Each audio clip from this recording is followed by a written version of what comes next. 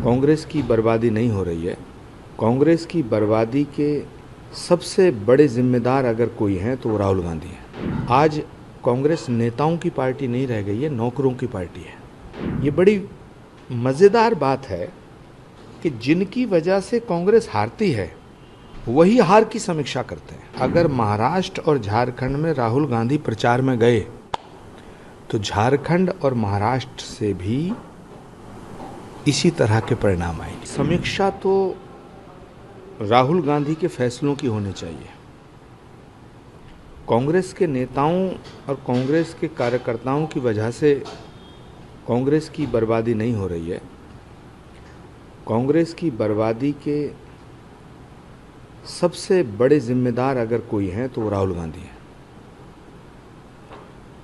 राहुल गांधी जी के आसपास उनके नौकरों की एक जमात है। कांग्रेस पार्टी वो पार्टी है जो बहुत बहुत बड़े नेताओं की पार्टी होती थी। आज कांग्रेस नेताओं की पार्टी नहीं रह गई है, नौकरों की पार्टी है। और अफसोस की बात यह है कि राहुल गांधी जी के ये सब नौकर कांग्रेस के बड़े बड़े नेताओं को बेइज्जत करते हैं, उनको अपमानित करते हैं। पिछले 15 सालों से कांग्रेस पार्टी का हर फैसला राहुल गांधी करते हैं, तो उन फैसलों की समीक्षा करने का वक्त आ गया है। मैं कांग्रेस अध्यक्ष मल्लिकार्जुन खड़गे जी से यह आग्रह करना चाहता हूं कि कांग्रेस की वर्किंग कमेटी बुला करके अब राहुल गांधी के फैसलों की समीक्षा होनी चाहिए। ये बड़ी मज़ेदार बात है कि जिनकी वजह से कांग्रेस हारती है वही हार की समीक्षा करते हैं। अब वक्त आ गया है कि अपने अपने गिरेबान में झांक करके देखना चाहिए, वरना निकट भविष्य में अभी और दुर्गति होने जा रही है। अब हरियाणा के चुनाव खत्म हो गए, जम्मू कश्मीर खत्म हो गए, अब आगामी दिनों में झारखंड और आपका महाराष्ट्र के चुनाव, तो वहाँ को लेकर क्या देखते हैं, कांग्रेस का भविष्य क्या है? मैंने एक बार हुड्डा जी को कहा था कि हरियाणा के चुनाव प्रचार में राहुल गांधी को मत बुलाना, लेकिन वो नहीं माने। मैं आज ये कह रहा हूं कि अगर महाराष्ट्र और झारखंड में राहुल गांधी प्रचार में गए तो झारखंड और महाराष्ट्र से भी इसी तरह के परिणाम आएंगे। जिस तरीके से गठबंधन के लोग भी इन पर सवाल खड़ा कर रहे हैं, तो अभी तो चुनाव दूर है, अभी तो फिर आगे दिल्ली का भी चुनाव है, महाराष्ट्र के चुनाव है। विपक्ष का सबसे बड़ा दुर्भाग्य है कि उन्होंने एक ऐसे आदमी को अपना लीडर मान लिया है जिसने अपनी पार्टी को डुबो दिया।